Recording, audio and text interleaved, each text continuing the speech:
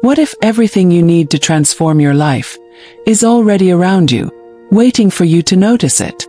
In the heart of an ancient forest where the trees whispered stories older than memory, a woman named Helena lived in a humble wooden hut her father built decades earlier. She grew up among the rustle of leaves, the crackling of firewood, and the quiet wisdom of nature. Life was simple, sometimes too simple, but Helena believed the forest was her teacher. The world outside felt distant, almost unreal, yet something inside her pulsed with the belief that she was meant for more. Helena spent her mornings gathering herbs, her afternoons carving wooden tools, and her evenings reading old torn books left behind by travelers. These books spoke of cities glowing with opportunity, of inventions, business, and people who built empires from a single idea. She didn't just read them, she studied them. Every page lit a spark inside her, a whisper telling her that ideas could take a person anywhere. But she had no money, no connections, no education beyond what she learned from books and the forest. What she did have was time, curiosity, and a mind that refused to stay small.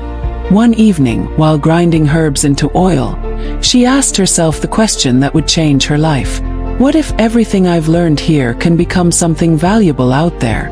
But life has a way of testing those who dare to dream. Not long after, tragedy struck. A violent storm tore through the forest with a fury Helena had never seen. Trees snapped like sticks, branches crashed to the ground, and her hut, the only home she had ever known, collapsed under the weight of falling timber. Sometimes life doesn't push you gently. Sometimes it drags you toward your destiny. When the storm cleared, Helena stood in front of the ruins with trembling hands. Everything she owned was buried in mud and broken wood. For the first time in her life, the forest felt less like a sanctuary and more like a signal. Push. All. That night, sitting beside a dying fire, she made her decision. I'm leaving. And I'm taking everything the forest taught me. Helena walked for 2 days until she reached the nearest town. Dirty, exhausted, and carrying only a small bag of herbs she had salvaged. People stared at her worn clothing and simple appearance. But she didn't care. She found a crowded local market and placed her herbal mixes on a small wooden table. Most people ignored her. Some mocked her, until one curious pharmacist stopped. He picked up one of her jars and said, "You made this alone, out there." When she nodded, he bought everything she had. This was the moment she realized. The world belongs to those who refuse to stay small. That first sale wasn't just money. It was validation. It wasn't the money that changed her life. It was the proof that she could build something from nothing. She used the small earnings to rent a tiny room behind a bakery and bought basic clothes. Every morning, she traveled to the forest's edge, gathered plants, returned to town, and created more products. She reinvested every coin into better materials, better packaging, and better tools.